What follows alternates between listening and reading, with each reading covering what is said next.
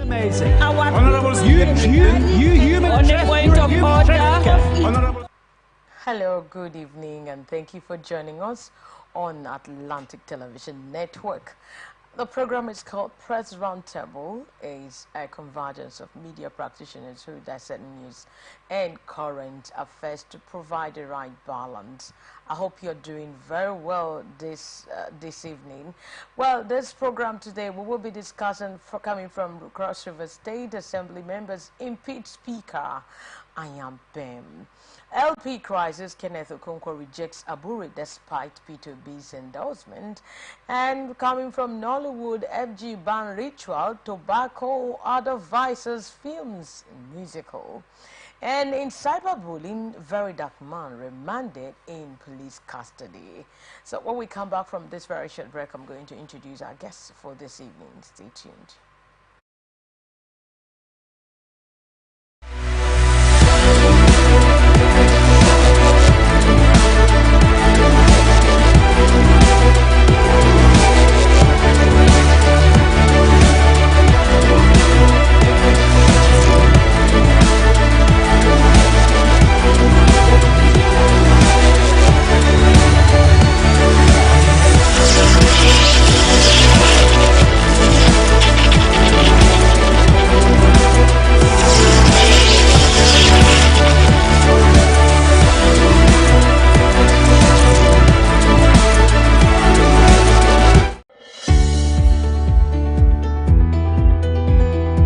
People into the country illegally. That is amazing. Honorable you human on the point of order.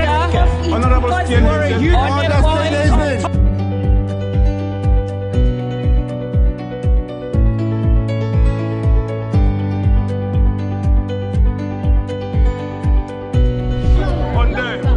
They are not picking our calls. They made up their mind.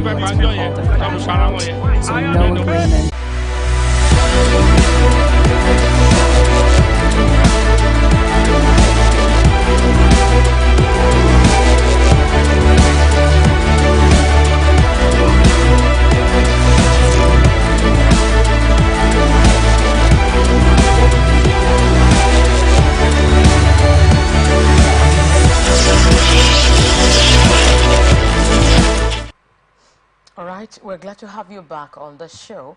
My name is Angel Okoma, Angelic Angel. This beautiful evening, it is my pleasure and honor to announce the presence of my guest this evening, Comrade Thank God Chimene Nyeche. He's a public affairs analyst as well as a social analyst, and we are so happy that you are here this evening, sir.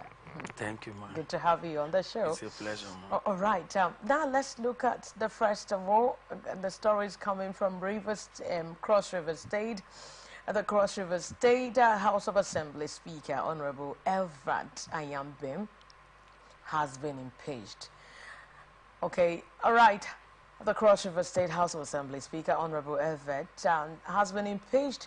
Media reports that Honorable Ayam Bem was impeached in the early hours of Wednesday by his colleagues over alleged gross misconduct and administrative high-handedness. Checks by media reveal that the plot to remove Ayam Bem has been on for months, as members have been expressing misgivings at his conduct and modus operandi. As at Tuesday 17, members had signed up for his impeachment, and the motion for his removal was moved on the floor of the House by member representing Calabar South 1, Honorable Efyong Ekarika, and seconded by Charles Omang. After impeaching him, the mace was taken away by the members. So you can see that on the television, right? Now we are talking about assembly members. It's coming from Cross River State. Now, if you take notice of what is happening here, you notice that a lot of people believe that when they assume this position, that's a young man who has been impeached, because of they said it's alleged gross misconduct and high-handedness in the office, and that led to so many of them. And before his impeachment, a lot of persons I said months before now, that they have been really planning to get him impeached because of this misconduct. So when I was trying to review this, I was looking at the fact that some persons, when they assume their position, they believe that they can just act anyhow and get away with it, nothing happens, and they move on. But I think this one is also, it's going to teach some persons a very big lesson, and to know how to behave, how to conduct themselves on that office. Is there anything you want to say about that?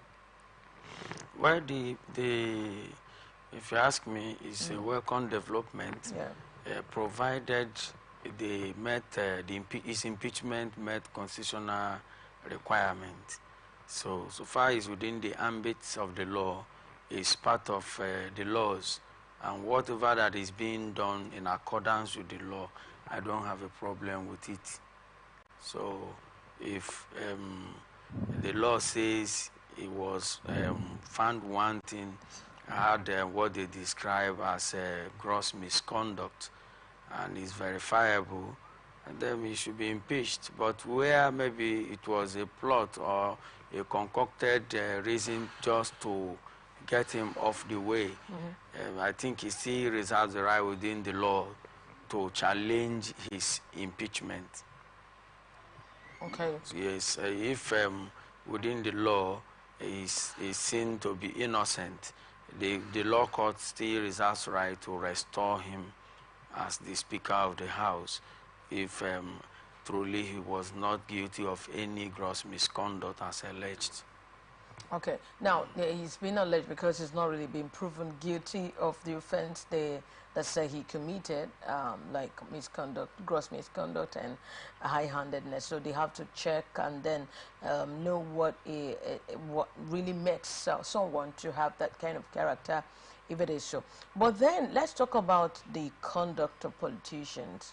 What's your advice on politicians or those who are aspiring to be in politics? Because that position is elected. Of course, you know that. Sure. They will come out, vie, pick up the form, promise masses of good conduct and behaviors, and some of them, when they get there, you see what happened in the House of Reps. You know, some persons we are fighting. You know, so you saw what happened during that time, just because of how to sitting arrangement. Okay, now, but these are the persons. They go there, pick up the form, come down, and tell us that they are going to be of good conduct, like I say, ab initio, and they're going to do this to the masses, do this for them, and all of that. But here it is now. What can you say about those people who are vying for such positions, or those who are already in for that position when it comes to their conduct? Well, for me, both politicians, the judiciary, they should all play by the rules of the game. Yeah, because most impeachment of speakers of any state assembly, as we all know, mostly comes as a result of maybe the speaker falling out of favor with the head of the executive arm of government in the person of the governor of that state. That's when mostly you see that the speaker has been impeached, because the governor, as one who controls the funds of the state, can always use the funds to play around and get some loyalists to himself. Okay. And then most times the speaker might be like he was installed by the predecessor of the governor. And because the governor may want to kind of gain independence, separate from his predecessor, you might ask, okay, for me to do that successfully, this speaker will hunt me.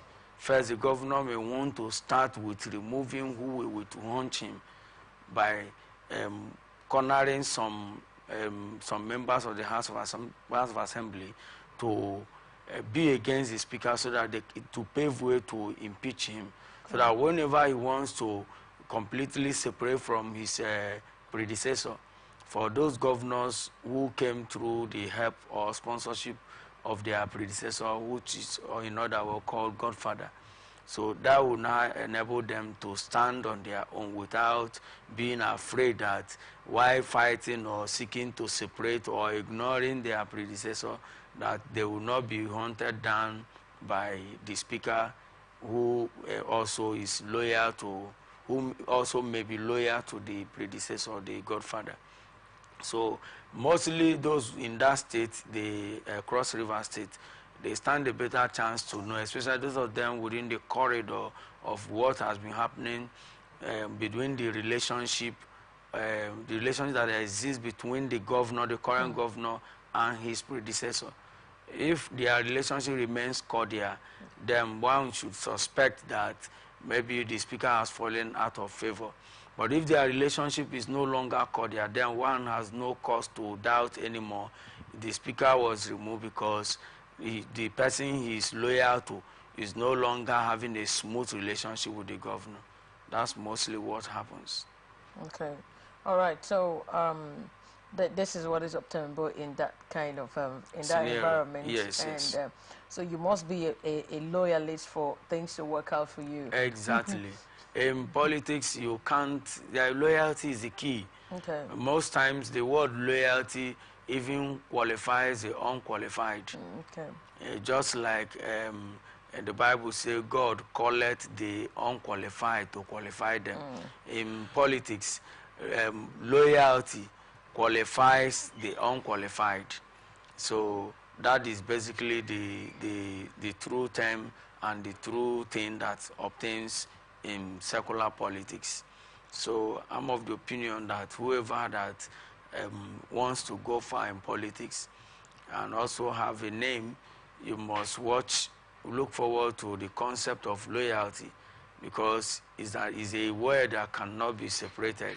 It's a word that cannot, it's a practice that cannot be overemphasized when it has to do with trusting anybody to grow politically. Your loyalty must not be in doubt.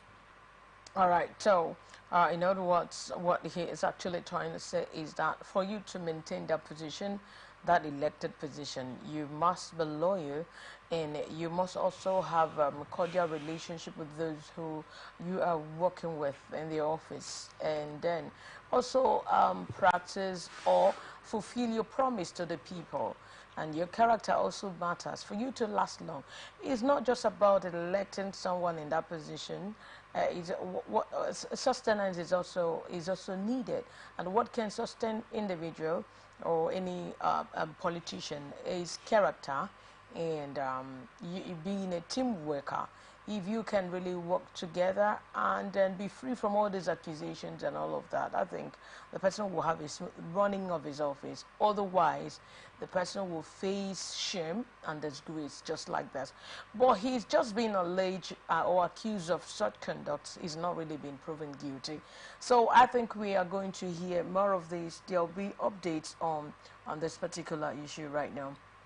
Now let's move over to an LP crisis. Nollywood actor and politician Kenneth Okonkwo has distanced himself from the Julius Abure-led National Working Committee of the Labour Party LP. Okonkwo said he couldn't continue with a corrupt and incompetent NWC led by Abure.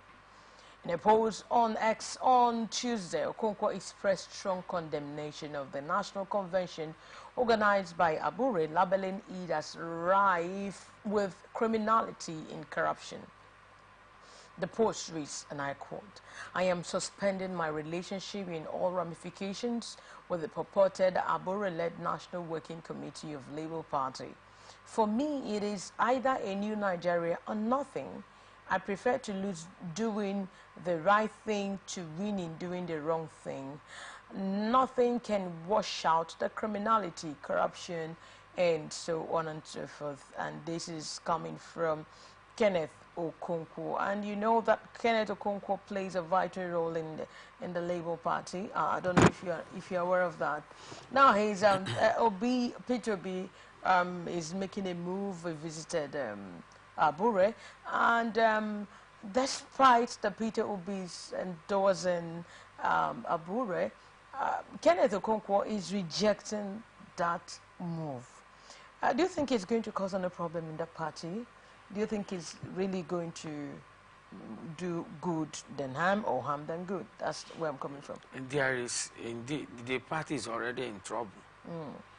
And I fear a lot. So, and they are looking for a way to come out of it. So I fear a lot if they can be able to come out of it. Okay. Well, part of the problem bedeviling Nigerian political system is lack of clear-cut ideology.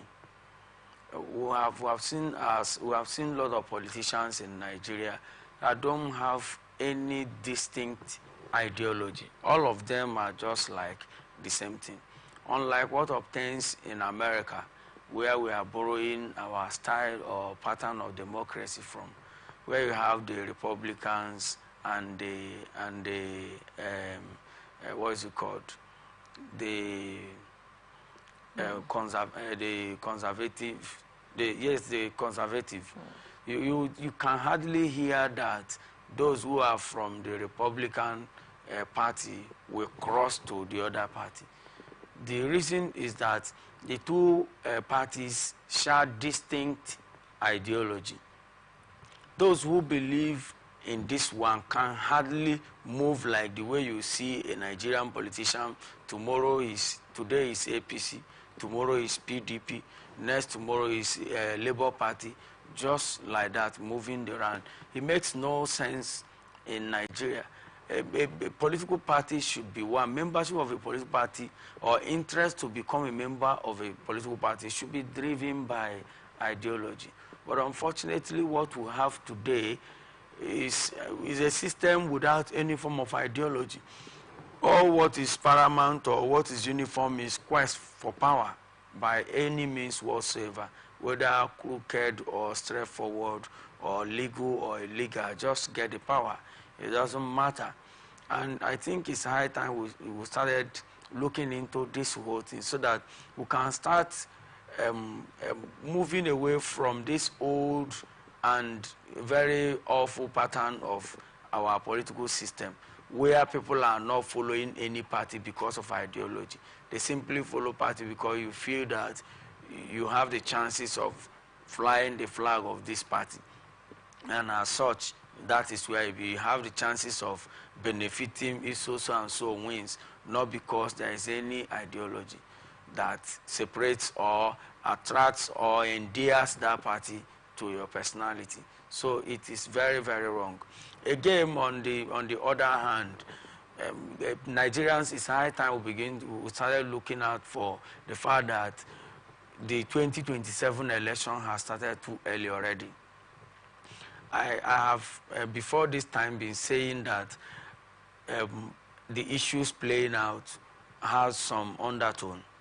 You understand me? I've given an instance of what is happening in Rivers State, the resemblance or the similarity of what is happening in Rivers State. I likened it to what is happening in Kaduna State. I also likened the failed or similar attempt of the same thing. They wanted it to happen in Kogi State. A similar thing, they want it or is already happening in Benue State.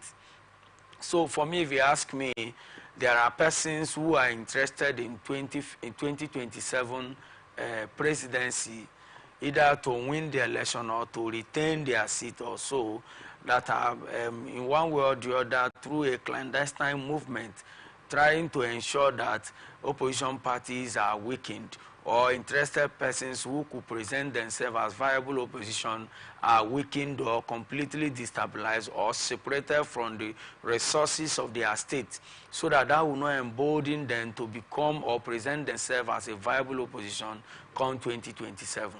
So I think Nigerians should look no further but to see that 2027 election is already here again, just immediately as we finish our 2023 general election. Okay, I think most of them are actually watching. But in this case of this Kenneth Okonkwo trying to have a different view with his, I would just say his leader, because P2B is working on the P2B, right? Now, do you think, what do you think will be the impact or the effect of his rejection of Abure despite P2B's endorsing him? Okay, what that means is that he has known that the party has fallen into wrong hand. Okay. The leadership of the Labour Party, following Kenneth Okonkwo's distancing from the party, simply means it has been hijacked by forces strange to the ideology and to what the party stands for. The leadership, the purpose of the party has been compromised. And if you ask me, if they allow Abure to remain the national chairman of that party, believe you me, by 2026, the person that they want to, they would have given ticket that will help the party win an election. Somebody who is in charge, who is using Abure as the figurehead to do the hatchet job, will just be the one that will say, give this person the ticket, don't let the other person take the ticket, so that it will help to destabilize that person who would have become a very viable person, you understand me, to contend with any other persons that other political parties may present. So that is the orchestration, that is what they are trying to do. If the leadership is in the hand of the wrong person, that wrong person, what he will do is when it is time for election, he will call those lawyers and say, this is whom I want the ticket to be given. And when it is time, they will give the ticket, even if the other person pulls the highest vote. You won't even pull, because they will, when they will write in list of delegates, they will find out only those who will not vote that person that they don't want, and make them delegates. So that, and those persons who will not vote that person will be given their money in advance, so that when they come, they do the bidding of the Abure-led Labour Party, whose bidding may likely be, don't give it to this person, that will become a strong opposition against so and so person, who may be the financier of the whole thing.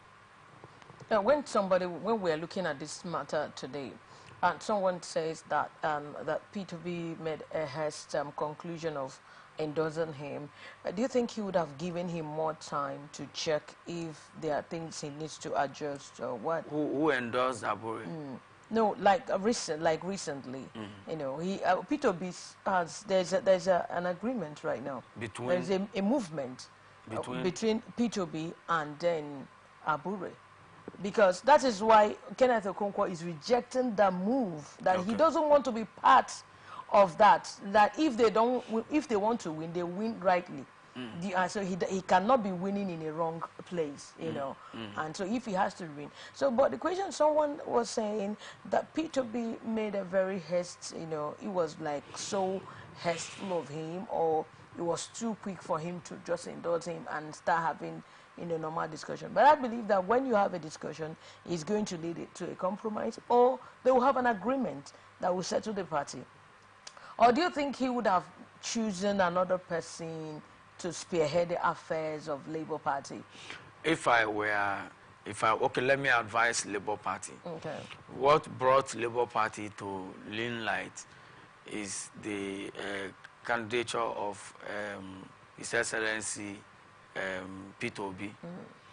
If the party wants to remain relevant and provide more viable opposition, or stand the chances of winning the 2027 presidential election, they should ensure that they field P2B as their presidential candidate. Because if we go by what we saw in the just concluded election, P2B was almost in the mouths of everybody, even in the villages. I was surprised that even in my own polling unit, P2B won. You understand me? To send the party backwards. So if the party actually want to remain relevant and work towards seizing power from the current government, then it has to be P2B. It's not negotiable. Therefore, any leadership of the party, Abure or whomever, that is not working to ensure that P2B becomes the next candidate of the party for 2027 general election, such leadership is anti the ideology and the chief purpose of that party. Yeah, I think I agree with you with that statement, because when you look at what really happened during the last concluded election, everybody believed in P2B, and they voted, they voted for him massively. So if anybody who is spearheading the affairs of the Labour Party did not work for him to also pick the ticket during that time, I think it's a failure to the whole party. Exactly. And it's not really going to over well with them. Exactly. So, this is party politics, and it's all about the Labour Party. We're actually looking at the circumstances of what really motivated Kenneth Okonkwo, who says he doesn't want to really be part of Abu Raid's leadership when it comes to Labour Party, despite P2B endorsing him. So, well, I think what made him to withdraw is part of the ways to draw the attention of P2B that, sir, please, you are not seeing what I'm seeing. Okay. Don't let these people play politics with you and you cry foul. You understand me? I have told you privately and you don't want to listen. Let me let the world know that there is something I'm seeing. So such public withdrawal, I'm sure before he did that, he would have spoken to P2B that he doesn't trust the sincerity of this Apure-led NWC. So because P2B went ahead or has not seen some of the things he has seen, that is why he has to make it public. It's like maybe when you have been correcting your child privately, the child does not want to listen. Maybe one day you just cane the child outside, flog the child so that the child will know that, look, I've been trying to correct you, you don't want to hear, now let me penalize you so that you know to the extent what you are doing. You understand me? Although that is not intended to penalize P2B, but it's rather intended to draw his attention that my alarm is actually serious. So you need to look again before you continue going. So that's what I think. Yeah, I think so, the same way, because if he says no, he doesn't want to be part of it, it's also raising an alarm that there are things I'm saying, you, my leader, you are not saying. So he will not sit down and said, okay, let me now look into this matter, because this is someone I repose a high confidence in. I believe in him as my advisor. I believe in him as someone who also solicited for me, So let me just look into the matter, why he says no. He doesn't want to be part of Abu Raid's administration when it comes to Labour Party's affairs. Well, that's how much we can take for now. We want to embark on a very short break. When we come back, we are going to take a look at what is going on now in Nollywood and also cyberbullying. These are the topics we want to look at right now. There are things that have been said that they shouldn't have in Nollywood right now. So are you ready for that? Just stay tuned. And when we come back, we are going to take them.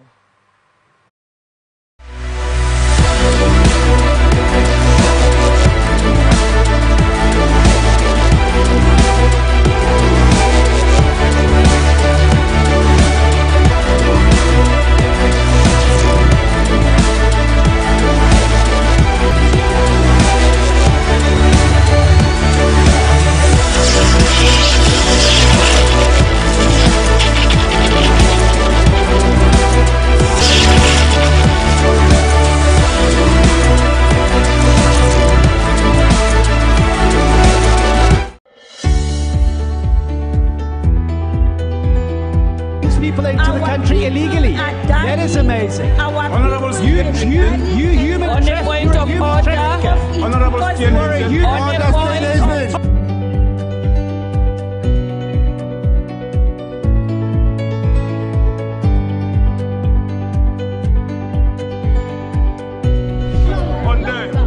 they are not picking our calls. They made up their minds. So no agreement with the EU, but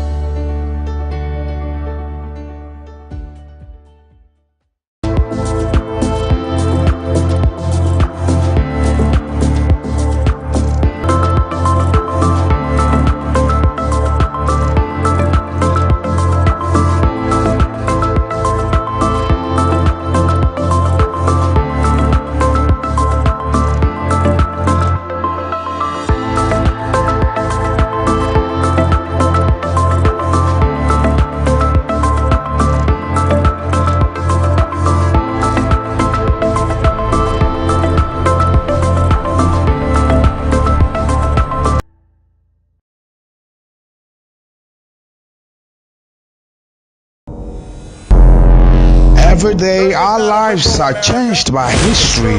We are one people, all of us. Leaders, politics. Nobody's ambition is what the blood. I have fought very firmly. Natural occurrence, war, and the world economy. I belong to everybody, and I belong to nobody. ATN covers it all on ATN Politics today.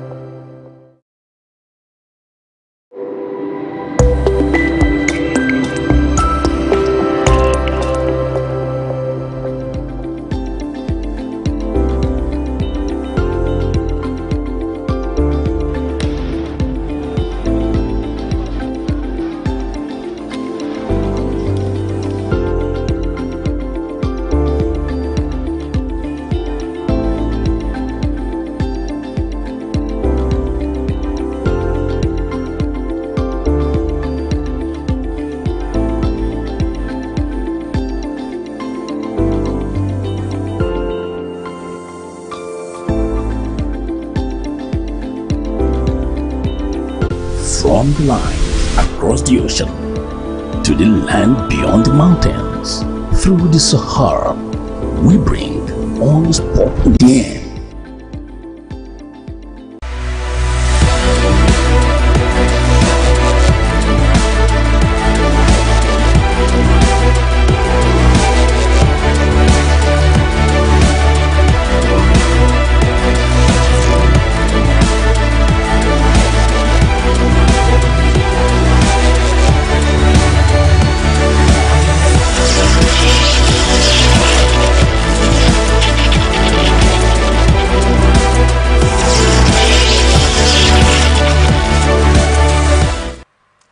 All right, we're glad to have you back on 18 Atlantic Television Network Press Roundtable.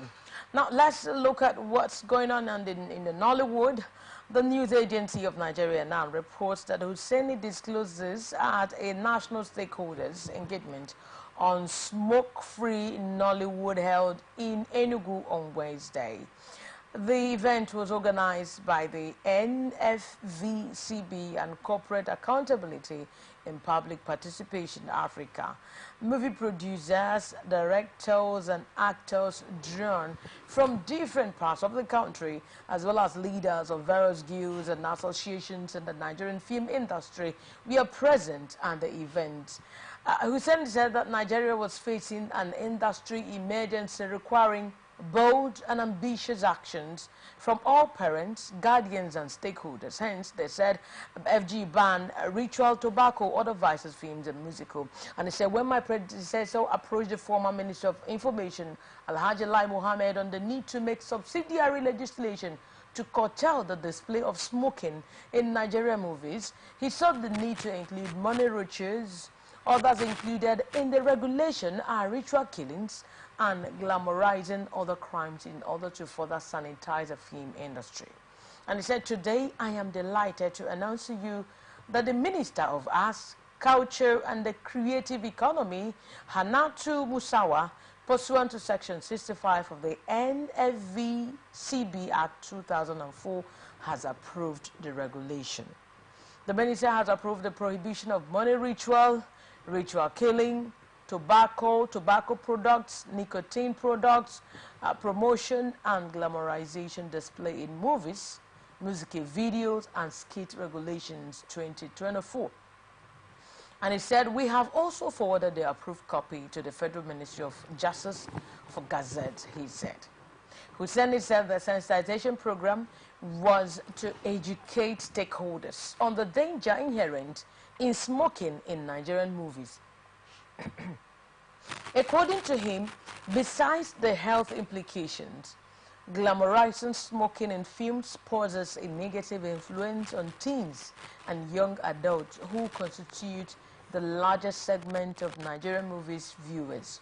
And he said that the board was set to undertake detailed enlightenment programs in secondary schools, tertiary institutions, local communities, faith groups, and other institutions. As you all know, he said the film industry occupies a central position in the entertainment and creative sector, and it is imperative that we continue to place the highest premium on the progress of the film industry. So the NFVCB supports smoke-free movies and smoke-free Nollywood, and we therefore seek your collaboration to develop creative content that discourages smoking and promotes positive health messages. After a series of engagements, the NFVCB, in collaboration with the CAPPA, CAPA, decided to do its subsidiary regulations to cater for smoking in movies, since this aspect was not expressively spelled out in the extant law. Now we are talking about what the FG really banned on the Nollywood. It said FG banned ritual tobacco and other vices in the movie industry, even in skit making. And so they approved a bill. They approved a regulation on this because they said that a lot of the teens who constitute the largest part of the society, that all they do is they watch all these movies, that they skid, it affect them. So, and they are trying to say that they have to put a stop to this. Do you have anything to say concerning this that is going to give them a negative, learning or teaching and all of that? I mean, I'm talking about the adults, both the adult and the young teens. Well, for me to be able to ban this and it will work, there has to be a legal framework. Except what they intend to do is, if it gets violated, they will not allow the movie to be sold, the cassette to be sold anywhere in Nigeria. Otherwise, if anybody deliberately violates it, which law are you going to rely to prosecute the person? There is no legal framework to cite and criminalize the person or ask for the person to be jailed or to be done anything. It's just like a policy. Secondly, before this time and even till now, we've been seeing movies such as movies for 18 and above, movies for 16 and below. So how does Nigerian movie industry enforce this? Because if you've seen some parents just buy a movie and even turn on their decoder, Go TV, StarTime, DSTV, name them, and they don't actually say, no, children, they say you can't watch this one is from 18 and above. They allow everybody in the family enjoy it. So the question will start by the regulation that there are some movies that shouldn't be watched by any person below the age of 18 should be enforced. What have they done to anybody who violated it? What have they done to homes, families where such has been in constant violation? Because you might still say you will do this movie and you will not be able to. I mean, you might still say if they fail this regulation, you won't let them spread the movie. What happens when people watch this and upload it online? People download it online and watch. And I think the best way, if they really want to get it right, is to make it an African thing. Because if Nigerian actors or Nigerian Actors Guild stop acting films like that, Nigerians having been used to that or having a population that wants that kind of film, you might see where we have a decline in the patronage of Nigeria films acted in Nigeria. We're going for, maybe if Ghanaians are doing such films, you'll be seeing Nigerians going there. You understand me, buying Ghanaian films and all that. And if you want to also, they want to also regulate it, to what extent? Is it that channels that show Ghana film will not be aired in Nigeria, or channels that show films from other African countries that carry such content as they are seeking to prohibit, they won't let them air in Nigeria again? Is it that other international channels that air American films where people smoke, drink, hold gun, play with guns, are they going to stop them from airing their films within the Nigerian space? So if they are not going to do all this, how exactly, to what extent is this policies or this approval, what extent of change or sanity are we expecting that is going to restore to the Nigerian families or Nigerian people? That is my question. Because whatever they want to do, they don't have to do this kind of hasty conclusion.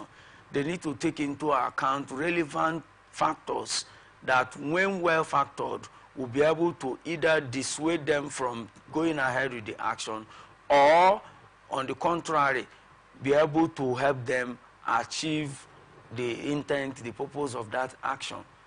You can agree with me that there are more than different, there are so many channels. The Metro Digital is there, Go TV, name them, different channels are there for people to watch films, and most of the films are non-Nigerian films.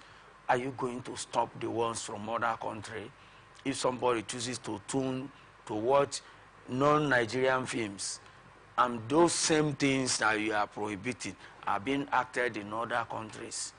Because you can't tell me that it's only Nigerian movie industry that only churns out films of that nature. It's almost like a global thing. If things like money ritual, they don't do it in America. How about shooting, drinking, even making love while on stage, while acting their film? They have their own culture and all of that. They are acting to reflect their culture. There are a lot of things in Nigeria that, through constant practice, it has become part of Nigerian culture. So trying to stop it hurriedly without making adequate provision is like trying to forcefully end part of the Nigerian culture. Even though it is a kind of negative culture, what they are seeking to discourage, you understand me, is a kind of negative culture. But then there should be a holistic approach intended to, in their bid to stop it. There should be a holistic approach, so that it will not just be like a jamboree approval. Okay, so but you're actually saying about talking about making a bill, approving, doing it legally, so that if anybody is found culpable, they will not say this is a bill. Yes, you can be tried. Yes, you can be prosecuted. Right now, there is no law to rely on to prosecute them. Okay. You can't rely on the policy or the approval given by a minister of whatever to try and convict somebody. It is not anywhere citable as a law. Anyway, well, this is your own take, but you know, when I was going through this story, I believe the Nollywood, they have to look into this matter of reducing, what can really make our young stars, the adults in the society, to be misbehaving or not becoming a better person in the future. Because if you notice what is going on the Nollywood, it's as if nobody is regulating them. Nobody is cautioning them. Nobody is checking what they are doing. Nobody is curbing those things that ought to be curbed. You understand? Yeah. Yes, it's like there's no checks. Nobody, but they have a body already who regulates, or the body that really checks what they are doing. But so I believe that with this move, there will be a kind of a sanitization in the movie industry when it comes to Nigeria. I think for me, it's a welcome development. Yeah. So that parents, yes, for me, it's a welcome development. So that parents will know what to do, what to ask their children to watch, and what not to watch, ask them to watch. Because imagine someone watching a blood money, a ritual killing. some of them will believe that that's the sure way of making money. I don't want to go to school. I know someone somewhere. So the guy is in Cyprus right now. The guy said, when the uncle said that he wants to train him because he is quite brilliant, you know, when he was in secondary school. But this guy said no, he doesn't want to, that he wants to press, that they should buy computer for him, that he wants to press and other persons are making it. That if they don't want him to join ritual, that even ritual is even a sure way of making money immediately. There are a lot of persons, look at this person build this person build this. That is, as a result of this, it's a short way, you know, it's a shortcut of making it. That they have suffered in life. Now, this is as a result of what you watched and peer pressure. Do you understand it? Yeah. But I think if those things are being curtailed, they need to now create and then motivate the younger ones to become a better person in the future. Investing in education, reading. Most people are not reading anymore. They're not thinking. They're not really reading, you know. So I think this is just a welcome development. Now, I want us to go into cyberbullying. There's this guy in the social media, I don't know if you know about him, called A Very Dark Man. Well, he's a controversial media critic. His name is Martin Ose, popularly known as Very Dark Man. He has been remanded in police custody until next hearing, which is billed to be held next week Wednesday. I don't know if you know this guy. He was reportedly arraigned at the Federal High Court sitting in Abuja on Wednesday, facing 5 counts of cyber stalking involving the Nigeria police and Nollywood actresses Iyabo Ojo and Etonto Dike, to which he pleaded not guilty. Now, his lawyer, Deji Yanju, applied for bail, but the police prosecuting team informed Justice Bolaji that they needed more time to respond to the application, leading to the court to adjourn the bail hearing to May 29. The prosecution sought to have the blogger remanded in prison custody, but his lawyer successfully argued for his remand in police custody instead. Now, the court granted this request, and Very Dark Man was subsequently taken to the National Cybercrime Center. The charges against him read number one, said posting a video on October 29, 2023 on his Instagram handle, Very Dark Man, that contained offensive, pornographic or menacing information, falsely alleging that Iyabo Ojo had an indecent sexual relationship with her daughter. Now violating Section 24(1)(a) of the Cybercrime Prohibition Prevention Act, ETSA, in 2015.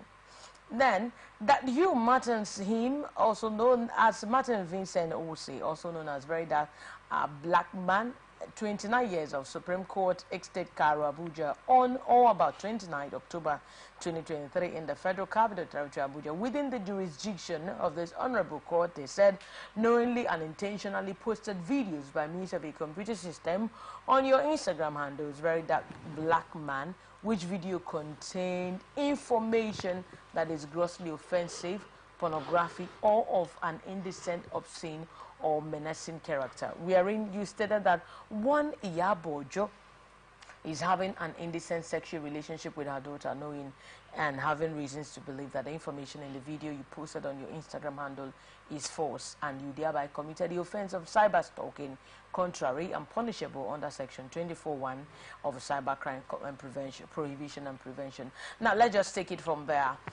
because he has all the videos, other things he said, and they accuse him. So this is actually called cyber stalking or cyberbullying.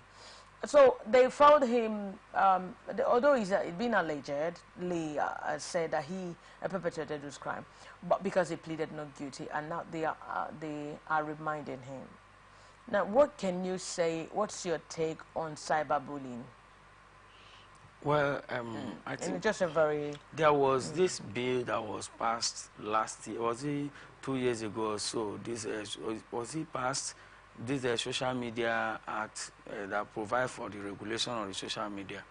I think that is fine if actually this bill has been passed. Then let them rely on the provisions of such law to try him properly, so that people don't use this madness that is going on. You see everybody wants to become blogger. Everybody. You will just be using your WhatsApp. Somebody will just badge in, say, my name is this, just save my number as this, so that I will save your name as this, blah, blah, blah, blah, just to start blogging. The madness is actually something else. You see some people are already thinking that to be a blogger, you must be one who is rude and fearless. You must be one who can even video people who are bathing in their house and put on the internet. You must be one who will not even use your head to know what not to put on the internet and what to put. So to me, the madness about this blogging thing is becoming too much. Do you think that this guy is supposed to be punished, really? I only think if he's found guilty based on extant laws, he should be properly punished in line with the provisions of the law. Okay. Yes. I think it's also, remember what happened during Bobrisky. He also talked about Bobrisky, and he alleged that some senators were even messing up with some guys. You know, you publicly posted all these videos, and you know they were false. But I think him being remanded in police custody, though they said he should be remanded in prison custody, so him being remanded in police custody will serve, is a sign that something is about to happen. Because if he's found guilty, he's going to be punished, sure, and he'll go in for it. Sure. So, well, that's the much we can take for today. Let this serve as a deterrent to other persons, those who are there on the social media trying to bully people, cyber-stalking people, and saying things that are not true. What you know that is absolutely false. You come on the social media because you believe that nobody is watching you. Someone is watching you, because there are laws that they will base on that to prosecute you. Once you're found guilty, you will be punished in accordance with the law. You'll be punished severely. And the society, the law will deal with such individual draconially. So you have to be very careful what you put out there on the social media.